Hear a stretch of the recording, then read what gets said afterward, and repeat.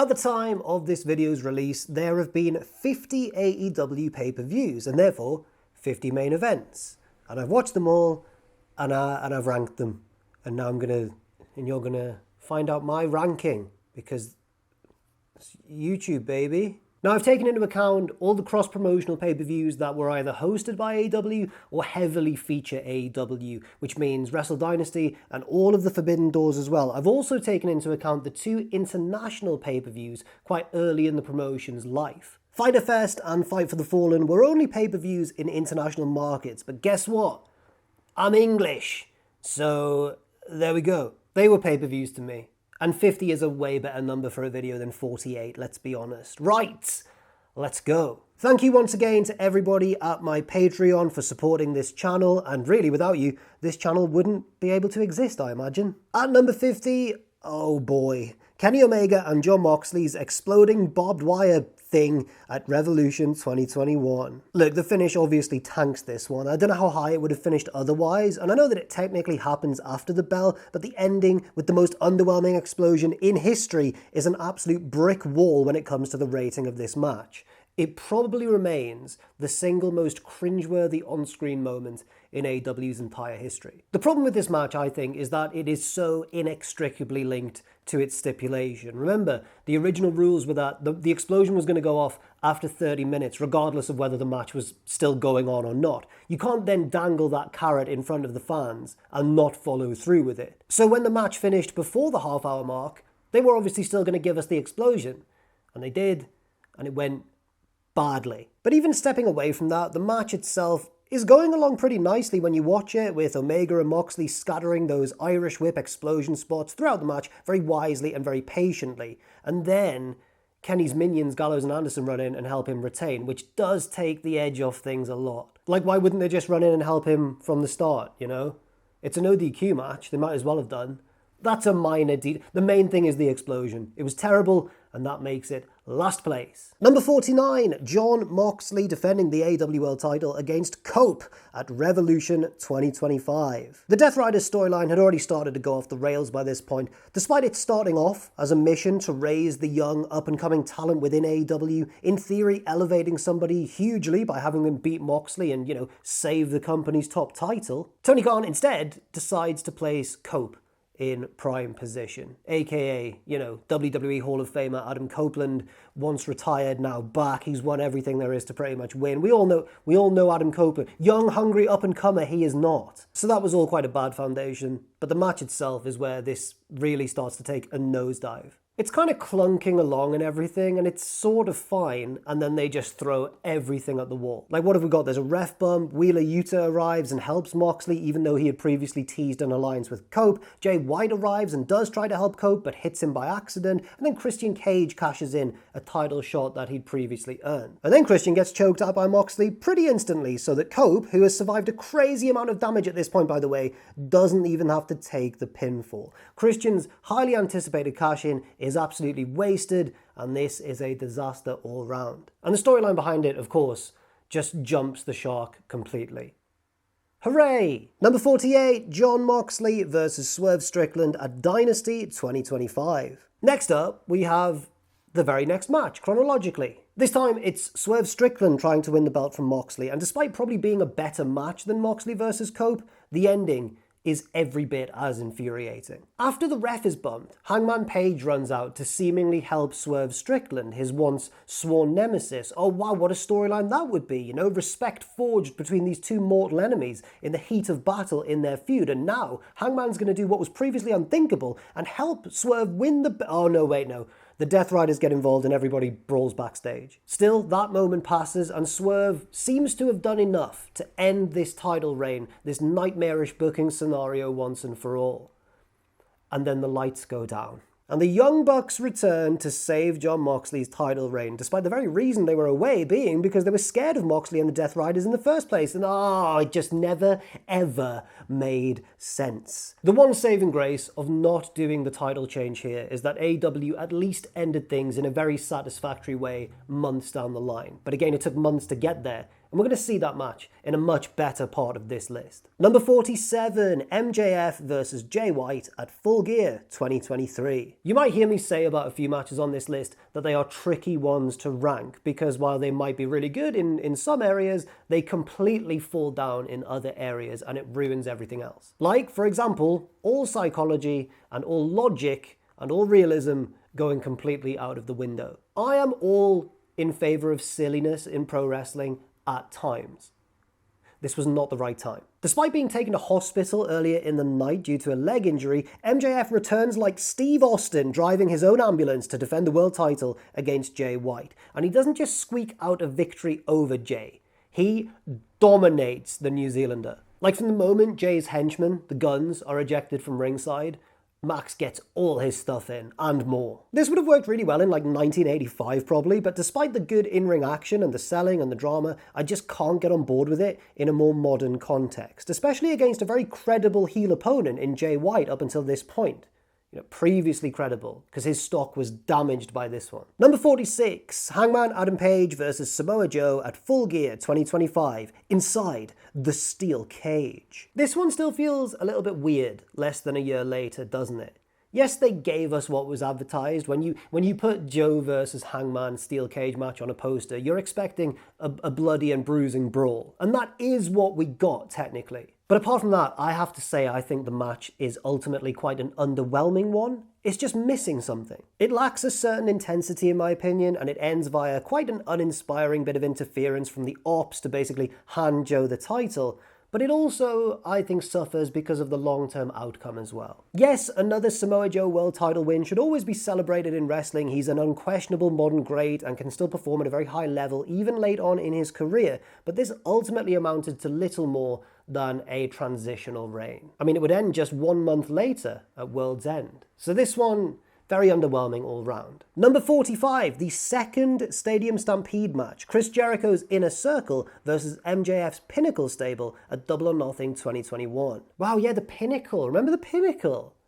A lot of you probably do remember the Pinnacle. I guess a better question would have been, do you remember the Firm?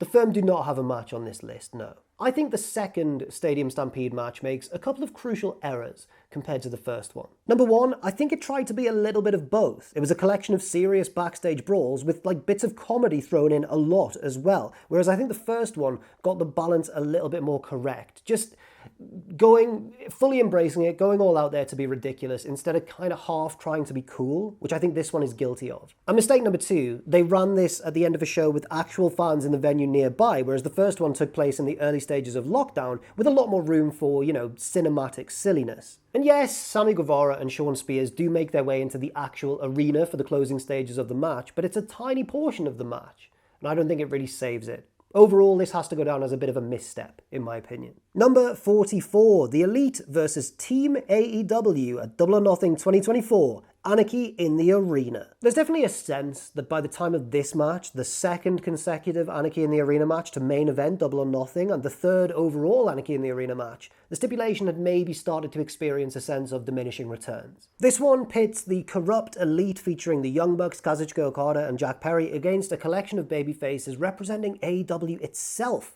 consisting of Dax Harwood, Cash Wheeler, Bryan Danielson, and Darby Allin, who gets the biggest moment of the bout, of course, using a flamethrower on Jack Perry. However, that spot aside, there's definitely a feeling that they'd started to run out of ideas somewhat. Moments that may have looked good on paper when they were planning this match out fell a little bit flat live, I hope you agree, such as Darby being suspended by his ankles above the ring with no real payoff beyond just hanging there for an extended period of time. It's as ambitious as similar matches in theory, just maybe not as good in execution. Number 43, The Elite versus the Blackpool Combat Club in the second Anarchy in the Arena match at Double or Nothing 2023. Oh man, I really wanted to like this one more than I ended up doing. Clearly, they were trying to recapture the magic of the very first, the original Anarchy in the Arena match, and unfortunately, they fell flat in doing so, I think. This one just ended up being the wrong side of messy for me. There were some timing issues with late pinfall breakups and stuff, but I think the bigger problem, at least in the first half of the match, is the bad management of the action, which is just too scattered for me. There's a split screen sometimes to try and help us keep up with everything, but you do get the sense watching this back that a lot of the action is missed, in the first half especially. Thankfully, things do pick up down the stretch. The ending involves Konosuke Takeshita making a run-in and turning heel, which obviously led to good things down the line for him, but it's a bit weird seeing a match involving all manner of pile drivers and weapons and exploding shoes end due to interference. Number 42, the Young Bucks versus Cody Rhodes and Dustin Rhodes at Fight for the Fallen 2019. There's a version of this match in a parallel universe somewhere that is unbelievable, but sadly this one is not it. There are some cool ideas in this match, I just don't think they knit together particularly well. The biggest obstacle here is probably the length of the match. If they'd been forced to trim a third of the runtime down and really intensify everything, it would have made it much more compelling in my opinion. There's also a few timing issues and kind of far-fetched moments with all four guys abandoning the tag format at times, but hey, it was a risk that didn't pay off rather than a total disaster or anything like that. Number 41, Jon Moxley versus MJF at Full Gear 2022. This is the one where William Regal betrays Jon Moxley at the end of the match, costing him the title and then leaving for WWE very shortly afterwards. It certainly hasn't aged well in that regard. But I also don't know if it made much sense at the time either. It was certainly a very flat beginning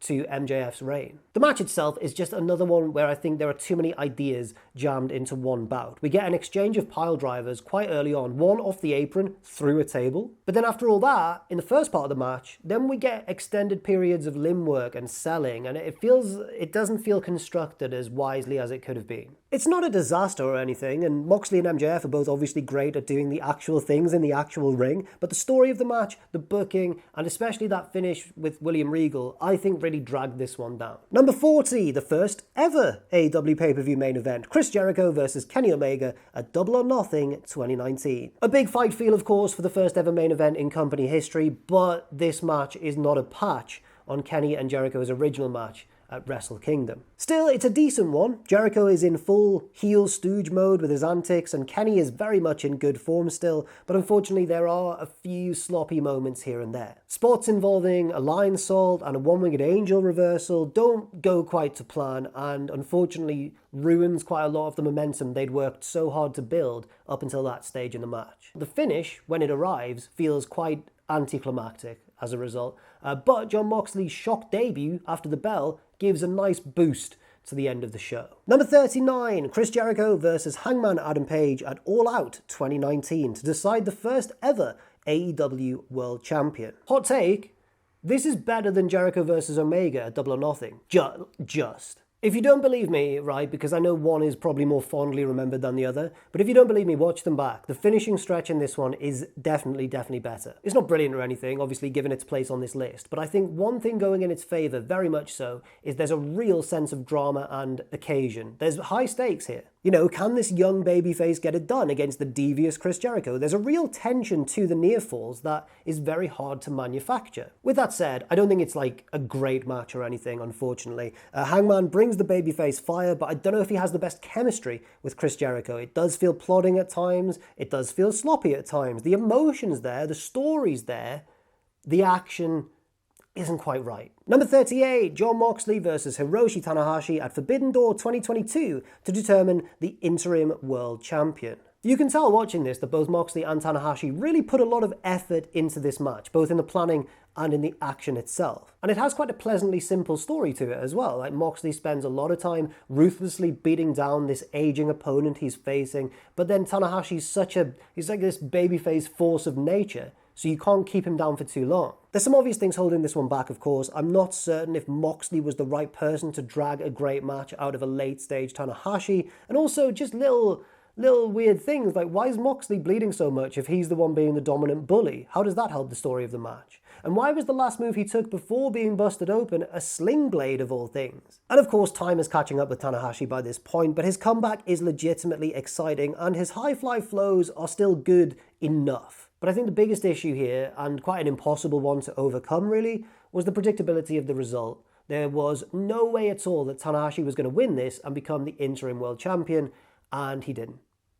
So there. Number 37, Hangman Adam Page versus Adam Cole at Revolution 2022. There's a great match in here somewhere, but this is far too maximalist for me. It really could have done with more editing, and while a lot of the individual moments and individual spots are good, I never feel like it really comes together to create a great sense of cohesion. The two Adams do a lot here. Like, we see finisher kickouts, finisher reversals, finisher theft, arm work, arm selling that comes and goes sometimes, bit inconsistent on that one. A referee distraction that leads to a low blow, a ringside brawl between both sets of allies, a table spot, and more and more and more and more, and it just doesn't stop, it just keeps going. Like I said, there are good moments in this one still. Cole reverses a moonsault with a super kick upside down in midair, like he's really good at that. That's always a crowd-popping moment. Hangman avoids the boom, like the running knee, by just collapsing to the canvas. That's a crowd-popping moment. There are certain bits where the crowd are up for it here, but as a whole, I think the story of the match isn't really making too much sense as you watch it. Less would have been more. That's probably the moral here. Number 36, Samoa Joe taking the title from MJF at World's End 2023. I think this one gets a slightly worse reputation than it deserves, probably because it was immediately followed by the Adam Cole Devil reveal, something which never succeeded due to injuries.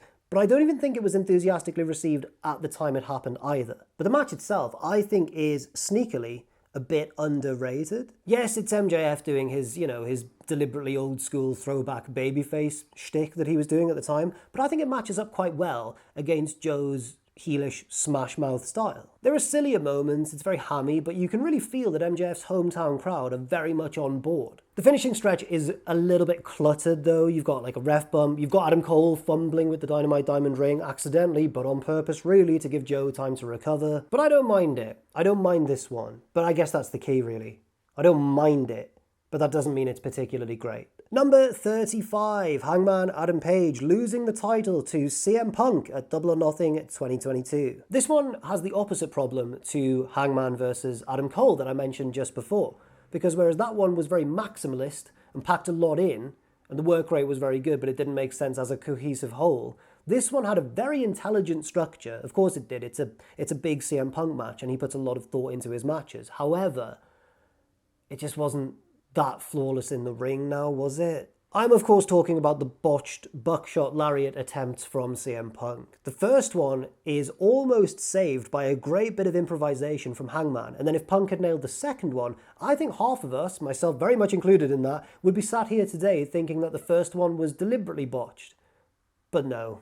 The atmosphere of the match is also very bad-tempered, although I don't think we would all know quite how bad-tempered until down the line. And, usually a bit of bad blood, a bit of tension can really sometimes help a big high-stakes title match in pro wrestling. I don't know if that's the case here, because I don't know if it made too much sense. Like, Punk has this big emotional celebration, he's won the world title, there's tears in his eyes, but he's done so after beating the company's biggest hero and acting like a total heel in the process. Still, there was only so bad this could have been. It's Hangman and CM Punk, and even though they probably don't like each other very much, they had a certain chemistry. Number 34, Jon Moxley versus Adam Page versus Orange Cassidy versus Jay White at World's End 2024. This is a match of real highs and lows. It has great moments like all three challengers teaming up to powerbomb Moxley through the announce table, and some of the big moments like Hangman pulling the referee out of the ring and Jay White instinctively hitting his finisher on Marina Shafir when she tries to interfere. But it's let down by a few things. It has basically the same Wheeler Yuta run-in finish as the previous pay-per-view did, Full Gear 2024. We'll talk about the main event in a little bit. But of course, when you use Wheeler Yuta all the time to save Moxley's title reign, there are diminishing returns, severe ones. And also, quite a lot of the first half of this match is taken up by an extended crowd brawl, which I think is only really in there to artificially elongate the runtime of the match, because nothing really happens during it. And also, Moxley was never ever going to lose here. So for all the great moments sprinkled in throughout, I don't know if they ever really engineered a situation where the fans were biting on some of those near falls. Number 33, Samoa Joe versus Hangman Page versus Swerve Strickland versus MJF, World's End 2025. On paper, this looks like it could have been a real top-tier pay-per-view main event, but in reality, I think it falls a little short. There are some very good moments still and very good exchanges, but I'm left feeling like it doesn't knit together quite as well as it maybe could have done. Could have done? As it maybe could have done. There's no one overarching story to this match, but rather several smaller ones. Although that's quite pleasing in a way, like those stories are good, like Hangman and Swerve occasionally reigniting their rivalry in the thick of the action, Samoa Joe doing everything he can to cling onto his title against the odds, and MJF trying to steal a fall through any means necessary. And in the end, it's Max's plan that succeeds. MJF takes advantage of all Hangman's hard work, capitalizing on several buckshot lariats with a heat seeker of his own to scoop the title and begin his second reign. Definitely an entertaining match, Maybe not one that lives up to its promise though, given the names involved. Number 32, Bryan Danielson versus Kazuchika Okada at Forbidden Door 2023. This is a tough one for me because had everything gone the way it could, and maybe should have gone, this would be way higher on the list. But of course, this is the match where Bryan's forearm breaks off an Okada elbow drop just as they hit the finishing stretch of the match. And it's a match that Bryan's booked to win. And on one hand, it does make the action more compelling upon a rewatch when you know what's going to happen. I mean, so much of Okada's setup during finishing stretches and big moments involves his opponent's right arm, which makes the match really wince-inducing on a real level. Unfortunately, it does hinder the quality of the action down that final portion of the match as well. And a lot of it just stops making sense. Still, they do their best to save it. I don't know if it's ideal that Bryan beats Okada via submission with partial use of one of his arms. Like, it's really stretching my believability there, but they did the best with the very unfortunate circumstances. Yeah, it's bad luck, which turns what could have been an excellent match into just a pretty good one still, but not quite what it was. Number 31, the Death Riders, the Young Bucks, and Gabe Kidd versus Will Ospreay, Kenny Omega, Kota Ibushi, Darby Allin, and Hiroshi Tanahashi at Forbidden Door 2025 in a lights-out steel cage match. Okay, this is a particular one where I'm worried that people will think I'm being way too harsh, but I was there live at the O2 in London for this match. I've watched it back since, and while I have to agree that it's very fun and packed full of action, I don't know if it's got enough substance to it. Huge credit to everybody involved, of course, for the risks taken, especially Darby Allin and Gabe Kidd for their terrifying spot off the top of the cage to the outside. And if you love spot fests, you'll love this match because it really does have everything. It's jaw-dropping moment after jaw-dropping moment, but there are certain moments that don't click as well, too. And you have to mention, and I'm not trying to dispute the greatness of either Tanahashi or Kota Ibushi, but clearly both men are kind of physically struggling in this one and way past their prime. Number 30, MJF versus Kenny Omega at Dynasty 2026. This one's really difficult to rank because it's a long, fully developed main event with spectacular moments and crazy twists and turns, but also doesn't really feel like either man's best. It's a main event that satisfies rather than electrifies, if I can be really cheesy for a second there. I would hesitate to call this like a filler title match or anything, because how can a 30-plus minute world title match in the main event of a pay-per-view be filler? Especially when it leads to a rematch and a title change a little way down the line. But again, this didn't feel like everything it could have been. Part of the problem, perhaps, is its predictability. Like, MJF somehow survives two one-winged angels, the first by rolling out of the ring, and the second thanks to a ref bump and a delay as a replacement ref runs down the ramp. But you never really buy that he's going to lose. Well, I didn't anyway. But then maybe I'm the stupid one, because then Kenny did beat him shortly afterwards.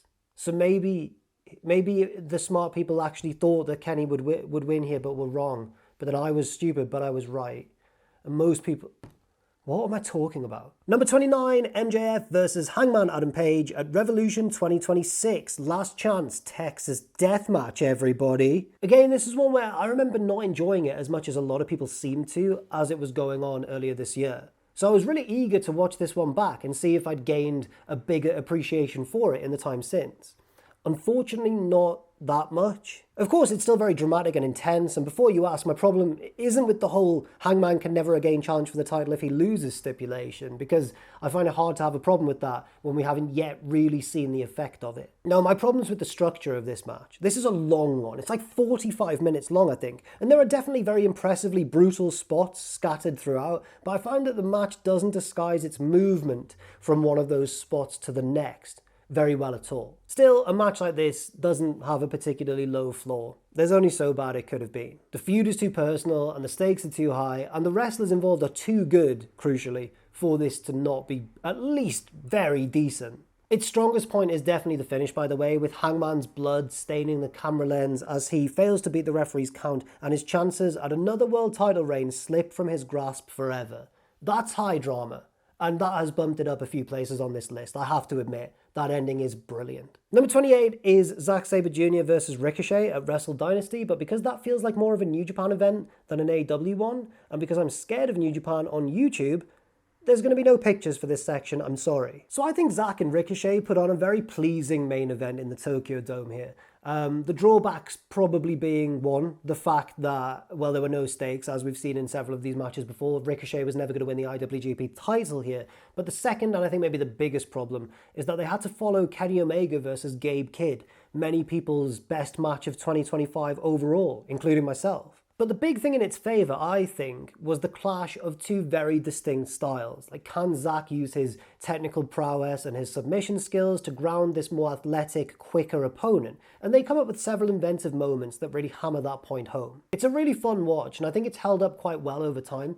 I don't think it's like the most serious or hard-hitting match on this list, but I really liked this when I watched it back. 27, The Elite and Matt Hardy versus the Inner Circle in the first ever Stadium Stampede match at Double or Nothing 2020. I think if everybody watching this video made their own ranking, this match in particular would land all over the place. It would be near the bottom of some people's, it would be in the top 10 of some people's. I've put it fairly middle here. There's a lot of context you need to remember before you watch this one. 1, it took place during lockdown. 2, it's a cinematic match and it's deliberately very silly and overblown in parts. And I think that makes it more easy to digest if we keep remembering that this was never meant to be like a totally serious contest. And yes, some parts of it are maybe a bit too silly for my liking, like Matt Hardy transforming into his previous gimmicks, or Matt Jackson suplexing Sammy Guevara from one end of the football field all the way to the other. But you know what? And this is a bit out of character for my usual taste. I think we need to remember that this was essentially a comedy match and made with a real sense of ambition and genuine fun behind it. So I can't hate on it too much, you know? Who have I become? 26, Jon Moxley winning the title from Chris Jericho at Revolution 2020. The story of this match is a very simple one, really, and even though it's not a spectacular match of the year contender or anything like that, it's all about achieving its mission, and it does that 100%. Accomplishing its mission. Do both work? Accomplish it. Mission failed. No, I'm just kidding. Mission successful, of course. And that mission is Chris Jericho finally getting his comeuppance and having his title reign ended at the hands of Jon Moxley. Structure-wise, I think this is basically very comparable to an early era John Cena match. Almost all of it is Jericho stooging, the heel allies interfering, and Moxley trying in vain to make a comeback and being foiled again and again. Then, of course, we get the twist at the end, Moxley coming into the match with an injured eye, Jericho working the other eye to blind him, only for John to reveal that the original eye has now healed and Y2J is finally about to be dethroned, and there's nothing he can do about it. Simple storytelling? Yeah. Effective?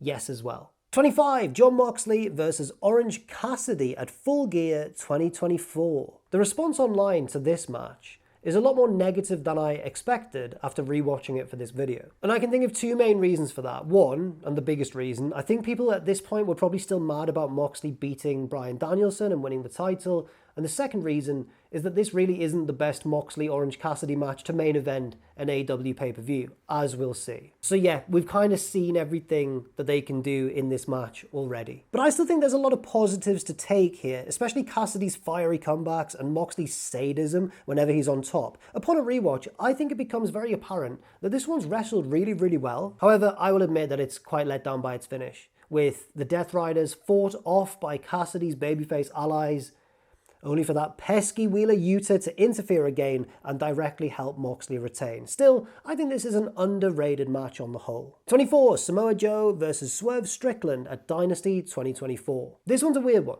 because it's a perfectly good match, a nicely dramatic main event, a big title change, a historic moment too, with Swerve Strickland becoming the first Black World Champion in AEW history. But for whatever reason, again, despite there being nothing wrong with the match, despite there being a very strong heel versus face dynamic, and despite a particularly dramatic finishing sequence, it never quite maybe reaches that top tier. I think there's even an argument to be made that had this match been like the main event of a TV special or a big undercard match on a pay-per-view, nobody would have been underwhelmed at all. Everybody would have been like, wow, what a brilliant match that was. Unfortunately, with it being in the main event, I don't know if it quite met those expectations. As a moment, it totally did for Swerve. But as a match, I don't know. But then again, it kind of had to be a pay-per-view main event, didn't it? Swerve had been on such a roll by this point. There's no way that AEW could have not given him the world title. Number 23, Kenny Omega versus Kevin Knight, Redemption 2026, the most recent one. They were really up against it with this one. like one of the most predictable match results on this entire list, and it was followed by a big post-match angle that completely overshadowed the bout in terms of narrative importance. Still, I have to admit, Omega and Knight tried their absolute best with what they were given here. The match is a frantic, very bad-tempered contest between favourite and underdog, but the thing I really like is that the match encourages you to kind of not remember which one's the favourite and which one's the underdog as it goes on. And that's a great thing to achieve, especially with, as I mentioned, such a predictable result. Being brutally honest, this never really had a chance of making it to that very top tier of AEW main events. Not with Wembley looming on the horizon and Kenny with a place in the main event basically secured already. But I have to admit that both wrestlers really gave their all here to still make it a very worthwhile watch. Number 22, Jon Moxley versus MJF at All Out 2020, the one where Moxley is banned from using his finisher. This pay-per-view is not a well-remembered one, but I do think the main event is quite decent. It's a fully fleshed out title match with a rising MJF threatening to scheme his way to the championship before he truly deserves it. And I think it's got quite an old school, almost WWF dynamic with this upstart heel trying to take on a very dominant babyface champion. And MJF does a great job working the arm in this one, and Moxley does a good job selling the arm in this one, and MJF gets busted open after being thrown into the ring post. There's quite a lot going on, and it may have been more interesting if they'd found a different way for Moxley to win, but I don't mind it against a heel as petty and despicable as MJF. It really feels like he deserves it. Number 21, Jon Moxley versus Darby Allin at WrestleDream 2025 in an I Quit match. Now watching this one back, I was really struck by how much it seems to act as a precursor to Darby Allin's later world title reign, with this match following a bit of a similar blueprint to his matches against Ciampa and Takeshita, etc., but with a no DQ stipulation. Part of me also wishes, and this might sound a little bit stupid because the stipulation is what makes it, but I wish it had been kept maybe just a little bit more simple. Like, there's big gaps between these huge set-piece moments, and that's great and everything, but I think it maybe bogs the action down just a touch. There's also a lot of interference, but that interference does lead to some great moments, I have to admit, like Claudio launching Darby from the ring all the way onto an announce table on the outside, or Sting showing up to foil Moxley's attempts to drown Darby in a fish tank. Yeah, there's some very inventive stuff here, which I think AEW used to get around Missouri state rules limiting the violence, and then they managed to, very impressively, still have an I Quit match, which couldn't rely on certain tropes, but still managed to be every bit as grisly and nasty as one would expect from the stipulation. Not perfect or anything, but very enjoyable still. Number 20, Christian Cage versus Darby Allin in a 2 out of 3 falls match for the TNT title at WrestleDream 2023. This one's really fun, and one of the purest heel versus babyface dynamics AEW have ever put on. It's also a bit of a masterclass in exploring that heel babyface dynamic, playing with the emotions of the crowd and the swings in momentum, and then you could argue it maybe just jumps the shark very slightly towards the end. But it's still massively entertaining. The 3-fall setup is used really, really well, with Darby making a fool of Christian very early on by pulling his turtleneck over his head and rolling him up, and that's a great moment of comeuppance. But then the champion evens the odds via countout after a sickening series of 3 spots involving the ring steps that was possibly only supposed to be 1, but then it went wrong, so they just did it again and again, and each one was more brutal than the last. The ending is a touch anticlimactic for me, with Nick Wayne running in to ostensibly help Darby, only to turn heel and help Christian win. Still, it's a fittingly heelish end to a great heel performance from Christian Cage. Sting saves Darby from a post-match beatdown, by the way. You could have maybe helped him during the match, Sting. Number 19, the unsanctioned match between Jon Moxley and Joey Janela at Fyter Fest 2019. Yes, as unlikely as it maybe seems now, Joey Janela did once main event an AEW pay-per-view, the second one ever in fact, in this very fun, weapons-filled brawl with Jon Moxley. I think the best moments in this match are when Janela realizes he's the underdog and just needs to take advantage any way he can. Like, at one point he hits an instant Russian leg sweep on the apron, sending both men through a table, doing damage to himself in the process, but like, you've got to do what you got to do. There are bigger moments too, like a big elbow drop off a ladder through some tables, and the thumbtack spots as well. I don't know if they work too well, but generally I think this one has aged really, really well. Moxley was always going to win, but they took us on a bit of a ride to get there. Number 18, Jon Moxley versus Eddie Kingston in an I Quit match at Full Gear 2020. Very underrated in my opinion, this one, and different from how you might expect an I Quit match to typically be. This one is less about the big set piece moments, even though there are a few, but instead it concentrates on being really gritty and nasty and smaller in a way, than you might expect. Not that that's a bad thing. The build up to this one was great, and both wrestlers really carry that hatred over once the bell rings too. And even though Eddie is comfortably the underdog and does indeed ultimately end up losing, I think he gets enough shine here to really help boost his stock in the eyes of any less familiar watching fans. In fact, I think I would have enjoyed this just as much if it had just been a singles match. Like, the barbed wire and the thumbtacks are fun, but for me the most compelling parts of the bout are the dirty strike exchanges, the eye gouges, the biting, the trash talking, and so on. 17. Adam Page versus Swerve Strickland in their lights out steel cage match at All Out 2024. The build to this one is probably more famous than the match itself, with Hangman burning down Swerve's childhood home on the Go Home show. Yeah, their rivalry had reached extreme levels of hatred by this point, and it very deservedly got the main event slot here. The match itself is notorious too, of course, and is mainly remembered for both wrestlers bumping on a real cinder block, a particularly grisly syringe through the cheek spot, which I will not be showing here, and an always controversial chair shot to the head. I hope that chair was gimmicked. In terms of psychology and work rate, I'm not sure it's the greatest example of either man's work. There's a couple of telegraphed moments and it basically turns into the pair taking turns to do horrible things to each other, but this match wasn't trying to be sensible or slick. It's a hateful, gruesome brawl. And that's what everybody came to see. Number 16, Darby Allin versus MJF at Double or Nothing 2026. Title versus hair. Now, I'm a huge Darby Allin fan, and I will admit that this match requires a bit of a suspension of disbelief given the amount of punishment he absorbs. He comes back fighting from unimaginable damage again and again, but it does have a point to it, with the champion finally burning out after not only a grueling match, but a grueling title reign in general. It's maybe not the very best match of his short but very explosive time at the top of AEW, but it follows the same plan and impresses in typical underdog babyface Darby Allin fashion anyway. And MJF and Darby share an undeniable chemistry, which is on full display in this very tantalizing main event, with the crowd baying for the heel challenger to lose his hair. Still, it's a promise that never comes, leaving the crowd disappointed at the final bell. A very brave thing to try and book as the closing match of a pay-per-view. Yes, it's a deflating end to Darby's title reign, but it's also a very thematically appropriate one, given his in-ring style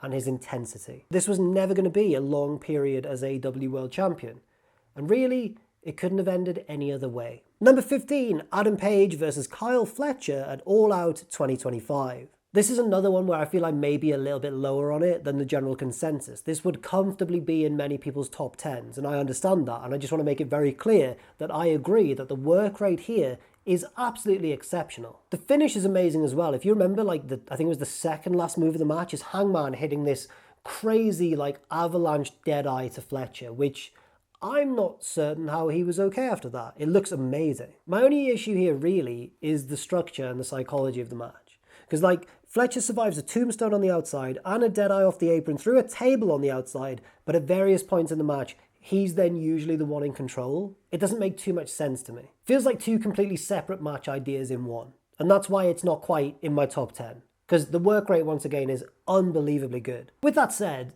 I think the match ultimately succeeds in its task, which is giving Hangman a very grueling title defense to galvanize his reign, while also setting up Fletcher as, hopefully, a major deal in AEW's future. 14. Will Ospreay versus Swerve Strickland at Forbidden Door 2026, the men's Owen Hart Tournament final. Yeah, the final step on Ospreay's journey to Wembley sees him unlock his more ruthless side to get the better of the man that he's lost to previously. However, as we'll see in a little while, I actually prefer the original to this rematch. Of course, that isn't to say this is a bad match or anything. It's an epic encounter between two supremely skilled wrestlers, but I feel like maybe they lean into this epic nature just a little bit too much for my liking. The action is top-notch, of course. The storytelling could be seen as maybe a little heavy-handed. Still, this manages to be very different from their original encounter, which is a really good thing. It's nastier, it's crueler, it feels more intense and more high stakes, even though the title isn't actually on the line in this one. This might not be one for you if you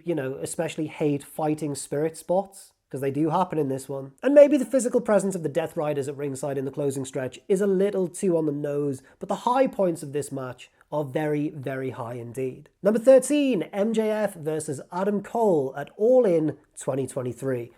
Absolute sports entertainment. I think I might be higher on this one than most, and I'll admit it's aged very weirdly given the way this storyline would go downhill pretty much directly after this moment. But in the summer of 2023, the friendship between MJF and Adam Cole was the biggest and most important thing. Is it one of the best matches I've ever seen?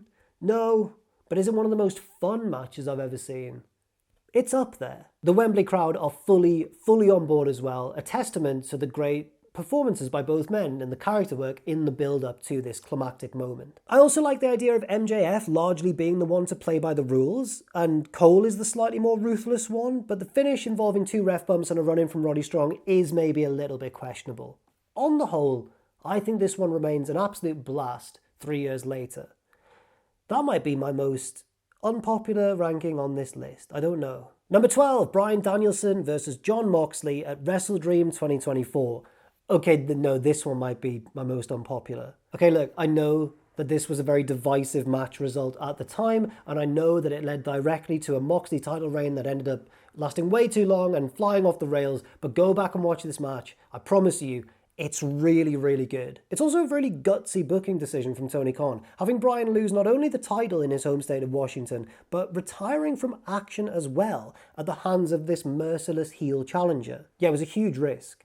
And I don't think anybody would have blamed AEW here if they put Bryan over and then gave Moxley a rematch that he wins in a different location somewhere else down the line. But I have to imagine this is exactly how Danielson would have wanted to go out. I think the action's great. I think the finish is very abrupt and shocking with this multi-generational hero, remember, in Bryan Danielson being destroyed once and for all by this evil heel in Moxley. And the aftermath, of course, hammers that home with the uncomfortable plastic bag assault. It's a dark chapter in AEW history. But man, I think it's a great one too. Number 11, Kenny Omega and Jon Moxley's unsanctioned match at Full Gear 2019.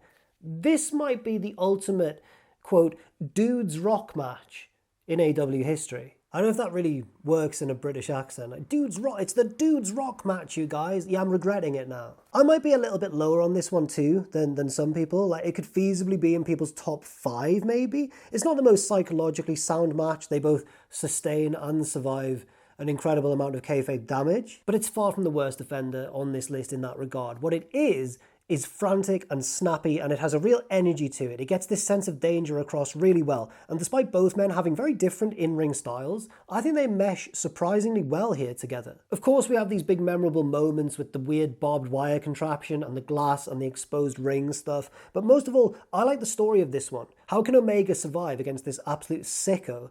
Wait a minute, maybe Omega is just as much of a sicko as Jon Moxley, and then by the end it's like, oh no, Jon Moxley's the bigger sicko, yeah. Number 10, yes, we're into the top 10. Kenny Omega versus Christian Cage at All Out 2021. I was a little bit blown away watching this one back. I mean, I don't know why I should be surprised. It's one of the greatest modern big match wrestlers in Kenny Omega and one of the most solid, dependable wrestlers in Christian Cage, so of course it was going to be good. But this is even better than I remembered it being. Both men are on really good form, they pace everything really well, and everything always feels like a struggle. Kenny dominates largely, but then Christian always gets these moments just at the right time he needs them, like a spear off the apron through a table, just to cling on in the match. I guess this is one of those matches that was overshadowed by what happened afterwards, in a big way, because this one had both the debuts of Adam Cole and Bryan Danielson immediately afterwards, and maybe overshadowed by Christian's previous win over Kenny Omega for the TNA title, remember that? Yeah, the AEW TNA alliance was really bizarre looking back. But this match is definitely worth a rewatch. Really, really good. Number 9, Orange Cassidy versus Jon Moxley at All Out 2023. I mean, it's not a surprise that Orange Cassidy loses this one, but the whole point of this match is seeing how he can try to withstand Jon Moxley, and he tries with electrifying results. It's such a wonderful clash of styles, and it's a very self-aware match in that regard, with Moxley dominating and mocking Cassidy with his hands in his pockets, but then Cassidy fires up and hits some uncharacteristically full-blooded strikes of his own. The only criticism I really have is that Cassidy survives a lot of punishment in this one, but he sells it well. He's often either completely woozy or running on adrenaline and crowd reaction, so I find that quite an easy hurdle to overlook. You don't overlook a hurdle. What am I talking? You leap over it. Anyway, this match is a complete thrill ride from from start to finish. Number 8, MJF and Bryan Danielson's 60-minute Ironman match at Revolution 2023. This one's an interesting one. It was amazingly lauded at the time, and I wasn't as high on it as many, but in the years since, I think it's been reevaluated by some who now think it was maybe a touch overrated. But I'm keen not to go too far the other way. It was still brilliant. And yes, I do understand the criticism that this is like a box-ticking match. They're trying to do too much. They're trying to make this match appeal to everybody. But it's MJF. And crucially, it's Bryan Danielson. So pretty much everything they do is really good. I like the use of the Iron Man stipulation as well, with Bryan being the better man, MJF cheating to even the odds and then unthinkably pulling ahead, and then Bryan getting back into it down the stretch and MJF having to really hang on as time runs out. The sudden death overtime period might split opinion, but on the whole, it's a fantastic Iron Man match, you have to say. Number 7, Swerve Strickland versus Will Ospreay at Forbidden Door 2024. It's a bit weird in hindsight to think that many people had Ospreay as the favourite heading into this one, because if he'd won, that would have cut Swerve's reign really quite short. It would have also given the Aerial Assassin a world title shockingly early in his AEW career, but maybe it wouldn't have been that much of a shock at the time, given what a run of form he was on. Anyway, his excellent chemistry with Swerve was on full display here as the two put on a gem of a main event on Long Island. The story for most of the match is just how well the pair have each other scouted, with several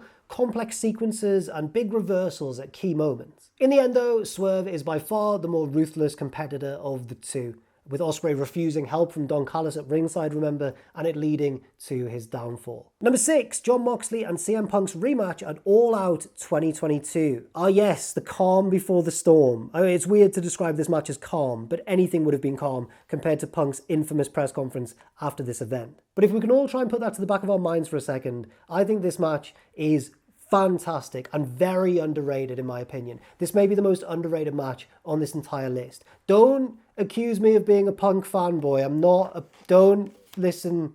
I'm not. Just get that lined up nicely. I get lovely. I really like this.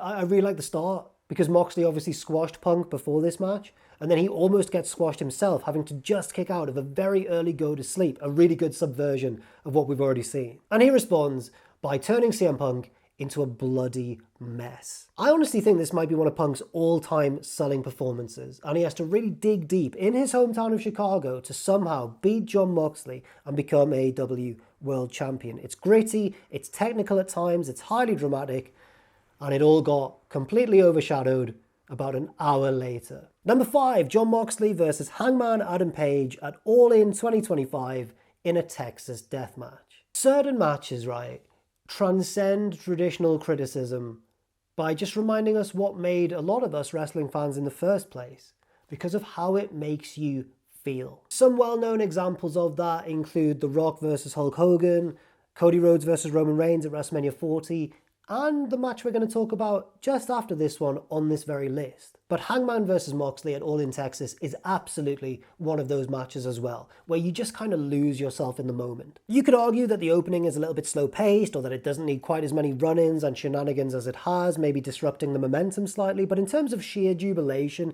and a fantastic payoff, this Texas death match is hard to top. You know, Moxley's 2024-25 world title reign had some real low periods, as we saw much earlier in this video. But this match sort of made it all worth it in the end. To a degree. I'm not going to absolve them of all blame with the booking of that storyline, because it was pretty bad at times. But again, this match was such a great final chapter. It is an absolute Hollywood blockbuster of a main event, and one which has a perfect ending. Now on to the top 4. In at number 4, it's Sting and Darby Allin versus the Young Bucks at Revolution 2024, also known as Sting's retirement match. Many of you would probably have this at number 1, and honestly, who could blame you? This is one of the greatest high-profile retirement matches of all time. Maybe the greatest. It's probably that and Ric Flair's. Not that Ric Flair one, the Michaels one. And I also think this is one of the cleverest manipulations of fan emotion. I was personally fooled heading into this one. I thought, Sting's last match against the Young Bucks. There's no way the Bucks are going to be able to resist beating Sting in his final match here. And they did so, and not just that, they lost in a big way. They were so willing to do the right thing here. Is this match ridiculous and over the top and melodramatic and illogical at times and stupid and risky and dangerous and insane? Yes, it's all of those things and so much more. But it's pro wrestling, and at the end of the day, sometimes, once again, It's just about how it makes you feel. There are so many moments here that put the fans through such a range of emotions, from absolute terror at seeing Darby Allin plunge from that ladder through the pane of glass, to the absolute terror at seeing the Young Bucks almost win on several occasions down the closing stretch. Anyway, I don't think I need to convince you. If you've seen this match, you know how fantastic it is. Number 3, Hangman Adam Page finally winning the title from Kenny Omega at Full Gear 2021. For the longest time, I always thought of this match as the match that couldn't fail. They'd done such great work, building and then knocking Hangman down and then building him up again, while Omega was also built as this ultimate bad guy of the whole promotion. And by the time they got to this match, I originally thought, oh, that was the match that couldn't fail, and it didn't. But I think that overshadowed what I should have been thinking about this match, which is just how good it is in its own right as well. I thought it was never as perfect as it maybe could have been, just good enough. I watched it back. Pretty damn good. Hangman is such a great old school babyface here, showing grit and bravery to take down his evil former friend. And the near falls and the moments of jeopardy where hope seems to be lost, all these things combine to make it such a fitting end to the Hangman arc, really. It's not perfect. I don't know if it needed the Young Bucks at ringside, like giving Hangman their blessing before he finishes Kenny off, but both Page and Omega really give their all here to end the story with a massive crescendo. This is exactly what it should have been, but also I was so silly for thinking that that's all it was. It's a damn good match as well. Number 2, Adam Page versus Will Ospreay, Double or Nothing 2025 in the men's Owen Hart tournament final. This match was all about destiny. God, that's cheesy, but no, it's true. One of these men was destined to win the Owen Hart Cup and go on to take the AEW World title from Jon Moxley in Texas, but nobody quite knew who heading in. Apparently, not even the wrestlers knew, because they both wanted the other one to win, if reports are to be believed. Watching this match back for this video, Ospreay's a force of nature in this one. He's running rings around Hangman. He's quicker, he's got better counters, he seems to have his opponent better scouted as well, whereas Hangman seems to be running more on emotion. But that works in his favour, and Hangman turns out to be the one fated to win this match, and he does so in typical determined fashion. There are so many great moments here as well, like Ospreay dipping into the playbook of Kenny Omega at one point, and then Page pulling out Swerve Strickland's finisher, Big Pressure, as well. I'm not saying that, stolen finishers or callbacks to other wrestlers make a match brilliant, but when they're used right at proper serious moments of drama, then they really can elevate a match. And this was a prime example. But of course, both men's actual signature moves get the ultimate chance to shine as well. I think the most remembered moment in this match is the shootout spot between the buckshot lariat and the hidden blade, with the cowboy just nailing his in time. And even though it's not the very final spot in the match, it sets him on the path to victory, and then a bigger victory in Texas as well. Or a smaller victory, because this one's higher on my list, and that's the most important thing. Just a really, really great, really modern pro wrestling match. Now let's look at number 1. Swerve Strickland versus Bryan Danielson, All In 2024, title versus career. It really doesn't get much bigger than this. Wembley Stadium, one of the greatest wrestlers of all time, putting his career on the line for one last shot at glory with this sadistic champion standing in his way.